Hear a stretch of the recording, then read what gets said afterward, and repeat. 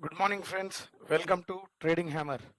మన channel @trading.hammer అని చెప్పి సెర్చ్ చేస్తే మీకు యూట్యూబ్లో కనిపిస్తుంది. అందరూ కూడా తప్పకుండా లైక్, షేర్ అండ్ సబ్స్క్రైబ్ చేసుకోండి. ఈరోజు ఒక స్పెషల్ డే. అందరికీ కూడా ఎంటైర్ ఇండియా దీపావళి సెలబ్రేట్ చేసుకుంటుంది. కాబట్టి మన ఫ్రెండ్స్కి అండ్ వ్యూయర్స్ అందరికీ కూడా ట్రేడింగ్ హ్యామర్ తరఫున హ్యాపీ దీపావళి. అందరు కూడా క్రాకర్స్ కాలుస్తారు కాబట్టి జాగ్రత్తలు పాటిస్తూ ఎటువంటి రకమైన ఫైర్ యాక్సిడెంట్స్ కాకుండా జాగ్రత్తలు పాటిస్తూ హ్యాపీగా దీపావళి సెలబ్రేట్ చేసుకోమని అందరికీ కోరుకుంటున్నాను. ఈరోజు మనము వీడియో వచ్చేసి గోల్డ్ మీద చేయబోతున్నాము.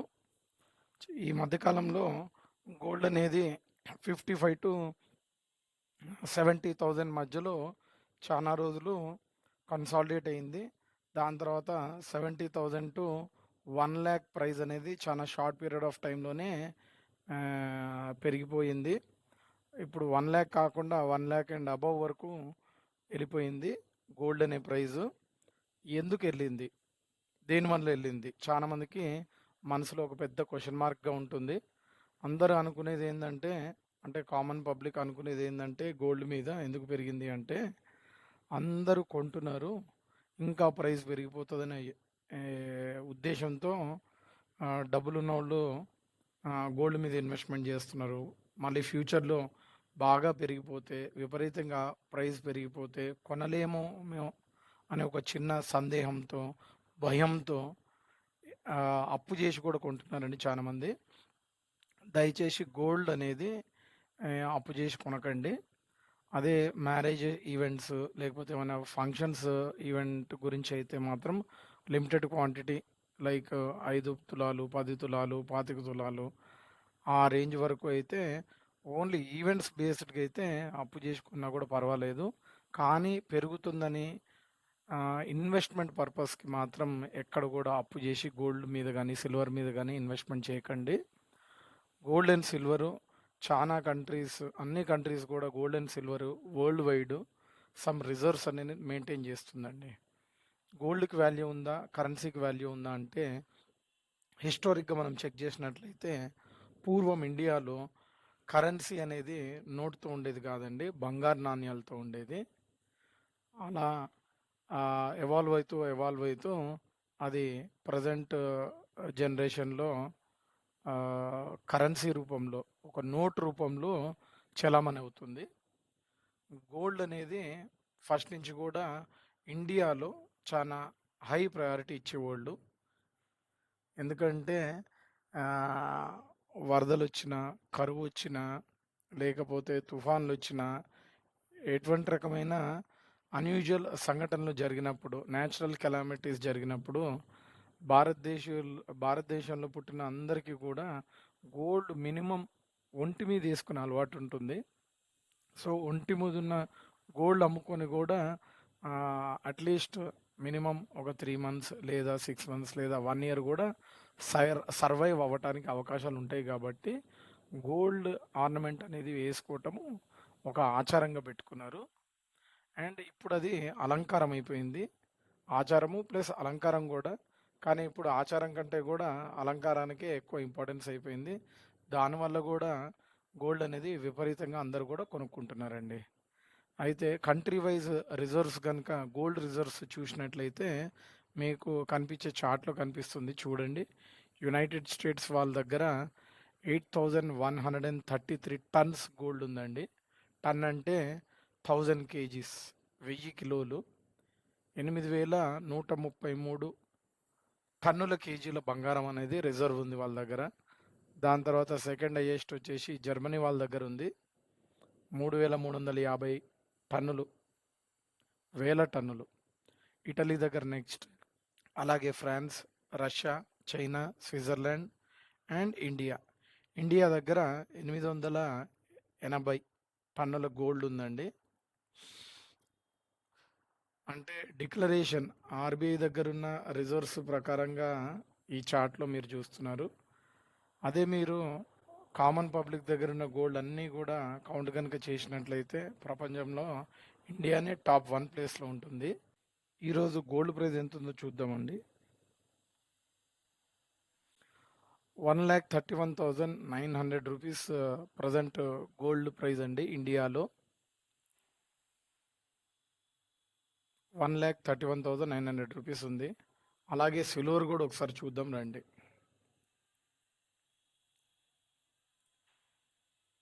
సిల్వర్ కూడా ఈ మధ్యకాలంలో విపరీతంగా పెరుగుతుందండి. బట్ సిల్వర్కి గోల్డ్కి చాలా డిఫరెన్స్ ఉంది. ఎందుకంటే ఇది 1,90,000 ఉంది 1 kg సిల్వరు. అదేవిధంగా గోల్డ్ చూసినట్లయితే ఒక 10 గ్రామ్స్ అంటే ఒక తులం గోల్డ్ వచ్చేసి 1,31,900 ఉందండి. ఈ మధ్యకాలంలో సిల్వర్ కూడా విపరీతంగా పెరిగింది. ఎవరైతే గోల్డ్లో ఇన్వెస్ట్ చేసుకోలేరో వాళ్ళందరూ కూడా సిల్వర్ మీద బాగా విపరీతంగా ఇన్వెస్ట్మెంట్ చేశారు. దానివల్ల పెరుగుతుందని అందరూ భ్రమపడుతున్నారు. అలా కాదండి. అన్యూజువల్ డిమాండ్ అనేది మార్కెట్లో క్రియేట్ చేస్తున్నారు. ఈ హోల్సేల్ సప్లయర్స్ కానీ రీటైల్ షాప్స్ వాళ్ళు కానీ కూడా అన్యూజువల్ విధంగా అన్యూజువల్ గ్రోత్ అనేది చూపిస్తున్నారు. లేనిది క్రియేట్ చేసి అందరితో ఒక ఫియర్ ఫ్యాక్టర్ క్రియేట్ చేసి కూడా చాలామంది ఒకరిని చూసి ఒకరు గోల్డ్ అండ్ సిల్వర్ అనేది విపరీతంగా విచ్చలవిడిగా కొనేస్తున్నారు. కేవలం వీళ్ళు క్రియేట్ చేస్తున్న ఫియర్ వల్లనో ఫోమో వల్లనో గోల్డ్ అండ్ సిల్వర్ ప్రైస్ అనేది పెరగట్లేదండి. దీనికి గోల్డ్ అండ్ సిల్వర్ పెరగటానికి ప్రధాన కారణం ఏంటంటే గోల్డ్ రిజర్వ్స్. ప్రతి ఒక్క దేశం కూడా గోల్డ్ని రిజర్వ్ చేసి పెట్టుకుంటుంది. ఆర్బీఐ అంటే మన ఇండియాలో ఆర్బీఐ. ప్రతి ఒక్క కంట్రీలో ఒక సెంట్రల్ బ్యాంక్ అనేది ఉంటుంది. అన్ని బ్యాంక్స్ అని రెగ్యులేట్ చేసే బ్యాంకు సెంట్రల్ బ్యాంకు మనకు ఆర్బీఐ బ్యాంకు. అలాగా ప్రతి ఒక్క కంట్రీలో కూడా సెంట్రల్ బ్యాంక్స్ కొన్ని టన్నుల కొద్దీ బంగారం అనేది రిజర్వ్లో పెట్టుకుంటారు. నా ఉద్దేశం నేను చెప్తాను, నా ఒపీనియన్ మాత్రం షేర్ చేస్తున్నాను. ప్రస్తుతం దాదాపు ఒక 3 నుంచి 4 సంవత్సరాలు దాటిపోయింది దాదాపు. ఇప్పటికి మన యుద్ధ వాతావరణం అనేది నెలకొన్నది. కేవలం రష్యాకి యుక్రెయిన్కి కాదండి, అది బ్యాక్ ఎండ్లో రకరకాల కంట్రీస్ లైక్ చైనా కానివ్వండి, యుఎస్ కానివ్వండి సపోర్ట్ చేస్తూ ఉన్నాయి. మల్టీ పర్పస్గా దీన్ని ఎక్కడి నుంచో ఎక్కడికో తీసుకెళ్తున్నాయి అన్ని కంట్రీస్ కలిసి. ఒక కంట్రీ ఏమో ఇండియాకి సపోర్ట్ చేస్తుంది, ఇంకొక బలమైన కంట్రీ ఏమో వేరే వేరే దేశాలకి సపోర్ట్ చేస్తున్నాయి. ఇండైరెక్ట్గా కానీ డైరెక్ట్గా కానీ ట్రేడ్ ప్రకారంగా కానివ్వండి. ఇప్పుడు ఇండియా చూసుకున్నట్లయితే రష్యన్ ఆయిల్ కొని రష్యాకి సపోర్ట్ చేస్తుందని చెప్పేసి అమెరికా బ్లేమ్ చేస్తుంది. బట్ అమెరికా ప్యారలల్గా ఆయిల్ కొనకపోయినా కూడా లేదా తక్కువ క్వాంటిటీలో ఆయిల్ కన్జ్యూమ్ చేస్తున్నా కూడా రష్యా దగ్గర నుంచి వేరే వేరే ప్రొడక్ట్స్ అనేది రష్యా దగ్గర నుంచి అమెరికా కూడా ప్యారలల్గా కన్జ్యూమ్ చేస్తుందండి. ఓన్లీ బ్లేమ్ గేమ్ మాత్రమే చేస్తుంది అమెరికా. అలాగే పాకిస్తాన్ ఇండియాకు కూడా చాలా ఇయర్స్ నుంచి ఉన్న వైరం అందరికీ తెలిసిందే. కానీ రీసెంట్గా ఎప్పటికప్పుడు చల్లారిన కొద్దీ మళ్ళీ వేడి చేస్తున్నారు ఆ యుద్ధ వాతావరణాన్ని. మనము సింధూర్ని కూడా చేసాము, సక్సెస్ఫుల్గా డిప్లాయ్ చేసాము, హ్యూజ్ సక్సెస్ అనేది చూసాము. కాకపోతే ఇప్పుడు మళ్ళీ ఆ యుద్ధ వాతావరణం అనేది మల్టిపుల్ కంట్రీస్కి స్ప్రెడ్ అవుతూ ఉంది. ఈ యుద్ధ వాతావరణం ఎప్పుడైతే మల్టిపుల్ కంట్రీస్కి స్ప్రెడ్ అవుతూ ఉంటుందో అన్ని సెంట్రల్ గవర్నమెంట్స్ కూడా మైండ్లో కొన్ని పెట్టుకొని, అంటే దూరదృష్టి ఆలోచన పెట్టుకొని గోల్డ్ని రిజర్వ్ చేసుకుంటున్నారండి. అంటే థర్డ్ వరల్డ్ వార్ వస్తుందని నేను చెప్పట్లేదు, బట్ కొన్ని సిచ్యుయేషన్స్ని దూరదృష్టితో చూసి చాలా కంట్రీస్ కూడా గోల్డ్ని కరెన్సీని రిజర్వ్ చేసుకుంటే ఎటువంటి రకమైన ఉపయోగం ఉండదండి. ఎంత కరెన్సీ ఉన్నా కూడా it is of no use. కరెన్సీని రిజర్వ్ చేస్తాం కూడా తప్పు. దానికి బోల్డ్ అనే రెగ్యులేషన్స్ ఉన్నాయి. గోల్డ్ని కనుక రిజర్వ్ చేసుకున్నట్లయితే ఈ కరెన్సీ లేకపోయినా సరే గోల్డ్తో ఏ ప్రోడక్ట్ అయినా సరే వరల్డ్ వైడ్గా పర్చేస్ చేయొచ్చండి, ఏ కంట్రీ అయినా సరే. అందుకోసం కరెన్సీ కంటే కూడా ఎక్కువ వాల్యూ గోల్డ్కే ఉందని నా personal opinion. People to people, person to person opinion అనేది వేరీ అవుతూ ఉంటుంది. సో దూరదృష్టి పెట్టుకొని అందరూ కూడా గోల్డ్ని విపరీతంగా సెంట్రల్ బ్యాంక్స్ కొంటున్నాయండి. వందల టన్నులు కొద్దీ సెంట్రల్ బ్యాంక్స్ అన్ని కంట్రీస్ నుంచి సెంట్రల్ బ్యాంక్స్ అనేది భారీగా పర్చేస్ చేస్తుంది. ఇదండి ప్రధాన కారణం గోల్డ్ పెరగటానికి. అంతేగాని ఇండియాలో ఉన్న రీటైల్ పబ్లిక్ కొనటం వల్ల గోల్డ్ ప్రైస్ ఏం పెరగట్లేదు. లేదా వేరే దేశాల్లో రీటైల్ పబ్లిక్ కొనటం వల్ల గోల్డ్ పెరగట్లేదండి. అది కేవలం ఒక అపోహ మాత్రమే. ఇంకా గోల్డ్ ప్రైస్ పెరిగిపోతుంది, ఎక్కడికి వెళ్ళిపోతుంది, డిమాండ్ చాలా ఎక్కువ ఉంది, సప్లై చాలా తక్కువ ఉంది అని చెప్పి ఒక ఫోమో ఫ్యాక్టర్ క్రియేట్ చేస్తున్నారు. దాంట్లో ఎంతో కొంత నిజం కూడా ఉందండి. ఎందుకంటే బయ్యర్స్ ఎక్కువైపోయారు. సెల్లర్స్ అంటే ఎవరో కొంటే ఎవరో అమ్ముతే మనం కొనటం కాదండి. స్టాక్ మార్కెట్లో బయ్యర్ సెల్లర్స్ లాగా కాదు ఇది. గోల్డ్ అనేది మైనింగ్ చేసి ప్యూరిఫై చేసి తయారు చేస్తారు. దీంట్లో చాలా కంట్రీస్ కాంట్రిబ్యూట్ చేస్తుంది గోల్డ్ని వరల్డ్ వైడ్గా. సో ఎంతైతే మనము భూమిలో నుంచి మైనింగ్ చేసి గోల్డ్ తయారు చేస్తున్నామో అంతకంటే కూడా ఎక్కువ గోల్డ్ కొనటానికి సెంట్రల్ బ్యాంక్స్ అనేది టన్నుల కొద్దీ, వందల టన్నుల కొద్దీ ఎగబడి కొంటున్నారండి రిజర్వ్స్ మెయింటైన్ చేయడానికి. మేము హయ్యెస్ట్ రిజర్వ్స్ మెయింటైన్ చేద్దామని అన్ని సెంట్రల్ బ్యాంక్స్ కొంటున్నాయి. దానివల్ల మాత్రమే గోల్డ్ అనేది పెరుగుతుంది. దీనికి బ్రేక్ పడుతుందా అంటే పడచ్చు, పడకపోవచ్చు అండి. దీన్ని మనం అంచనా వేయలేము. స్టాక్ని అంచనా వేసినట్టు గోల్డ్ని మనం అంచనా వేయలేము. Until or unless central banks buying కనుక స్లో డౌన్, కంప్లీట్గా ఆగిపోతుందని నేను ఎక్స్పెక్ట్ చేయట్లేదు. బట్ స్లో డౌన్ అయినా కూడా ప్రైస్ మెల్లగా కిందికి వస్తుందండి. అప్పుడు అందరూ కూడా గోల్డ్ని కొనుక్కోవచ్చు అని చెప్పేసి నేను చెప్తున్నాను. అంటే కొద్దిగా ఎక్కువ క్వాంటిటీ కొనే ఉద్దేశం ఉంటే మాత్రం డెఫినెట్గా గోల్డ్ అనేది లాంగ్ రన్లో కొద్ది చిన్న క్వాంటిటీస్ కొనుక్కోమని అందరికీ సజెస్ట్ చేస్తాను. సిప్ లాగా 1 తులం అనుకోండి, లేదా 5 గ్రాములు అనుకోండి. ఒకవేళ డబ్బు తక్కువ ఉన్న వాళ్ళు కొద్ది చిన్న అమౌంట్స్ జమ చేసుకొని మంత్లీ 1 గ్రామ్ కొనుక్కున్నా కూడా తప్పులేదండి. కాకపోతే ఎక్కువ క్వాంటిటీ కొనాలి అనే ఉద్దేశం ఉన్న వాళ్ళందరూ కూడా కొద్దిగా వెయిట్ చేయమని చెప్తాను. ఒక్కసారి సెంట్రల్ బ్యాంక్స్ కనుక బయ్యింగ్ తగ్గించినా కూడా గోల్డ్ అనేది కొద్దిగా కిందికి రావటానికి అవకాశాలు ఉన్నాయండి.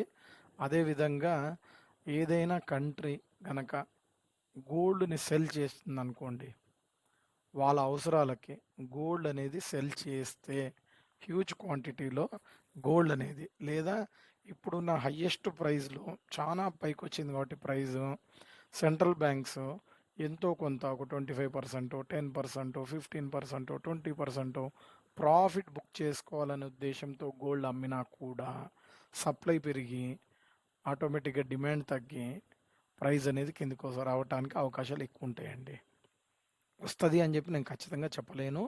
ఎందుకంటే ఒక స్టాక్ని మనము ఫండమెంటల్గా అనాలిసిస్ చేసి దాని పిఈ వాల్యూ ఎంత, బుక్ వాల్యూ ఎంత, ఆర్ఓఈ ఎంత, ఆర్ఓసి ఎంత, ప్రైస్ ఎంత, అర్నింగ్స్ ఎంత, ప్రాఫిట్ గ్రోత్ ఎంత, ఈపీఎస్ ఎంత, రకరకాల ఫ్యాక్టర్స్, ప్రమోటర్ స్టేక్ ఎలా ఉంది, ఇవన్నీ చూసి మనం ఈ ఫ్యాక్టర్స్ అన్ని దృష్టిలో పెట్టుకొని ఇది పెరుగుతుంది, ఇది తగ్గుతుంది అని చెప్పి ఒక అంచనాకి రాగలుగుతాము. కానీ గోల్డ్ అలా కాదండి. ఇదేమి ట్రేడింగ్ కాదు. గోల్డ్ అనేది ఇన్వెస్ట్మెంట్ పర్పసే ఎక్కువ మంది కొంటారు. ఇప్పుడు సపోజ్ ఎగ్జాంపుల్ ఒక హిందూ దేశమైన ఇండియాలో గోల్డ్ ఒక్కసారి కొన్నారనుకోండి, ఎవ్వరు కూడా అమ్మటానికి ఇంట్రెస్ట్ చూపెట్టరు. 99% ఏదో తప్పని పరిస్థితిలో గోల్డ్ని తాకట్టు పెడతారు, కానీ అమ్మేవాళ్ళ పర్సంటేజ్ సంఖ్య అనేది చాలా చాలా తక్కువ ఉంటుందండి. లైక్ లెస్ దెన్ 5% అనుకోవచ్చు. హోల్ ఇండియాలో గోల్డ్ కొని ఇన్వెస్ట్మెంట్ ఇది నాకు ప్రాఫిట్ వచ్చింది అని అమ్ముకునే వాళ్ళు అనేది చాలా తక్కువ ఉంటారండి. 5% కూడా ఉంటారని నేను అనుకోను. మేబీ 2 to 3% ఉండొచ్చని నేను అనుకుంటున్నానండి. సో గోల్డ్ మీద ఒక మంచి అవగాహన అందరికి వచ్చిందని నేను అనుకుంటున్నాను, గోల్డ్ అండ్ సిల్వర్ మీద. అదేవిధంగా సిల్వర్ చూస్తే సిల్వర్కి గోల్డ్కి చాలా వేరియేషన్ ఉందండి. సిల్వర్ గోల్డ్ లాగా మనము ఆర్నమెంట్స్ ఏమి వేసుకోము. చాలా లిమిటెడ్గా యూజ్ చేస్తాము. ఎక్కువ మంది కూడా గోల్డ్ వచ్చేసి ఇన్వెస్ట్మెంట్ ప్రకారంగా పెట్టుకుంటారు. కొని బ్యాంకులలో దాచుకుంటారు. ఆర్నమెంట్స్గా యూజ్ చేసుకుంటారు. కానీ సిల్వర్ అలా కాదండి. సిల్వర్ వచ్చేసి ఎక్కువ శాతము అందరు యూజ్ చేసేది ఓన్లీ పూజా రూమ్లో హారతి పళ్ళాలు, గిన్నెలు, చిన్న చిన్న ప్లేట్స్, అంటే దేవుడికి సంబంధించిన అన్ని ఈ, వస్తువులు కూడా సిల్వర్లో కొనటానికి ఎక్కువ ఇంట్రెస్ట్ చూపిస్తారండి.